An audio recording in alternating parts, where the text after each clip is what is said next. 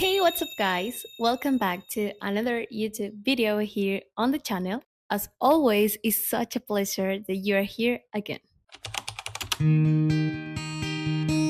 In today's video, I wanna give you some tips, some steps that I have been using these tips lately, and because I found results in myself and also with the people that I've been meeting and knowing, I decided to to make a list with all the steps or the tips that really have helped me a lot. And also because this is like steps that I've been learning from extrovert people, because I don't think that I am a extrovert person. I am more introvert person. So I've been trying to change that, or also to get along with the people even if I am acting in that way. So I know that probably most of you consider themselves an introvert person, and that's right, that's okay. But always you can improve yourself. With no more to say, let's start.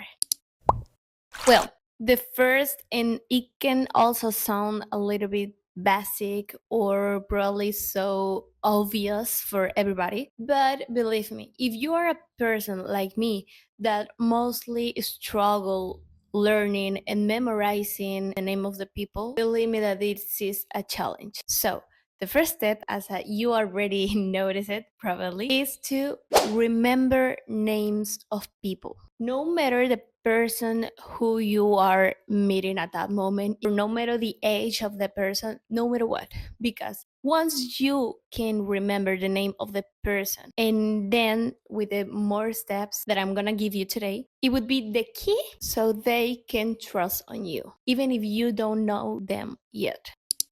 Now, the second tip that I'm gonna give you is to always call that person by their name. So, as I said in the first tip, the name is quite important when you are meeting people and also when you are talking to them. Every time that you want to ask something or you want to say something to that person, probably you can finish the sentence with the name of the person. For example, how do you feel today, Carlos? Or, oh, hi, Anthony, how do you feel today? Something like that. You know what I'm trying to say? So, this is why really remember the name of the people is quite important. Now, if you want to know that person that you are meeting at that moment and you already know the name, the third tip that I can give you is to start asking them questions about themselves. And not only that, learn to listen what they are telling you, because from what they are telling you, you can grab some of the things that they are telling you or that they are saying, so you can create or make another question and then ask them. Because believe me that people really love to talk about themselves. So if you normally ask questions about themselves, they probably will feel more comfortable to talk to you. And that idea of being comfortable to talk to you would be related with you, so they will make that connection. And obviously, they will try to get along better with you. But obviously, in any conversation that you have, or you will have, or you had, it's not always just about letting the other person speak, talk. Because in a conversation, you also need to express yourself, tell things about you so they can know you. And for that, if you are meeting that person for the first time, let them to talk about themselves. And once you get the trust, and once you feel more comfortable listening to them and also having a short conversation, then you can start giving information of yourself. For example, you ask a person something like, hey, Annie, what did you did yesterday? Just to start the conversation, for example. And Annie start telling you what she did, and then is when you, oh, that's great, give your opinion. And also if there's something connected while you did yesterday as well, or even if didn't, is when you can start, for example, oh, yeah, great, that's great. Oh, well, what I did yesterday was da da da da da da da da. Da. And then that person can also react to what are you saying, and then you can continue asking questions. All these tips or all the steps are connected. So this is mostly like for meeting a people for the first time. Now, tip number 4, I think, or 5, I don't remember. But this next tip is to gesticulate. Because when you are listening to the person that is talking to you, you cannot stay here like this. No, you always have to make them feel that they are being listened. For example, someone is talking to you, then you can start gesticulating your face, for example, nodding your head, or also move your eyebrows like a surprise or whatever they are telling you, or also a smile. No matter what action you do, but gesticulate with your face. That is important. You will make them feel like they are being listened.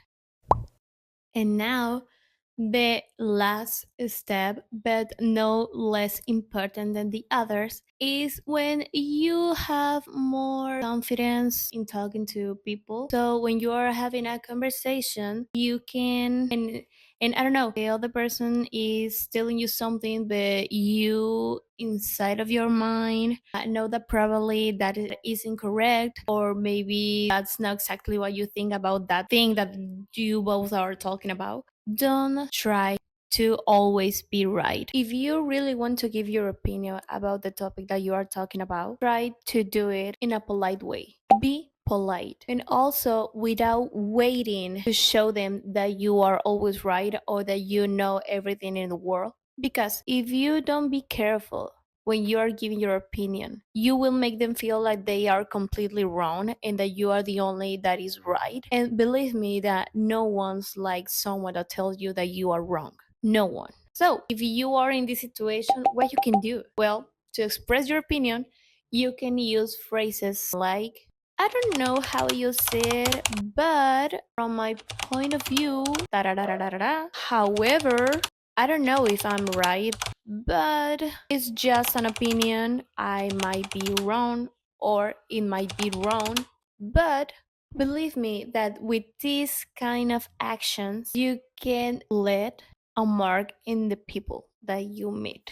So these are the tips that I've been trying to use, and believe me that it works. You have to practice it, and also the practice will make you feel more comfortable when you meet someone and need to talk to them. Because at the beginning, as I said, for me, it was completely difficult to keep a conversation and also try to make questions to the other person and ask them. It was difficult, but I decided to face those situations every time that appeared in my life. So, yeah, these tips are the tips that I've been using it a long time ago, and I've been watching results. Also, people tell me that they feel comfortable or that it's nice to talk with me. So every time that someone tell me something like that, I feel so happy because I know that my efforts are getting results. It feels great as someone's tell you that it's nice to talk to you.